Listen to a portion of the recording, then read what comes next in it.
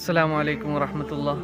നബി തങ്ങൾ പറയാണ്, നിങ്ങളധികം ഭൂസ്വത്ത് സ്വന്തമാക്കരുത്, അത് കാരണം നിങ്ങൾക്ക് ഭൗതിക താല്പര്യം വർദ്ധിക്കും എന്ന്. കാരണം നമുക്ക് കുറേ സ്വത്തുക്കൾ അതിൻ്റെ പിന്നാലെ നമ്മൾ കൂടിക്കഴിഞ്ഞാൽ നമുക്ക് ഓട്ടോമാറ്റിക്കലായി പിശുക്കുണ്ടാവും. അതുമാത്രമല്ല, നമുക്ക് കുറേ കാര്യങ്ങൾ ഭൂമിയിൽ നേടിയെടുക്കാനുള്ള ത്വര ഉണ്ടാവും. അത് കാരണമായിട്ട് നമ്മൾ അള്ളാഹുവിനെ മറക്കും.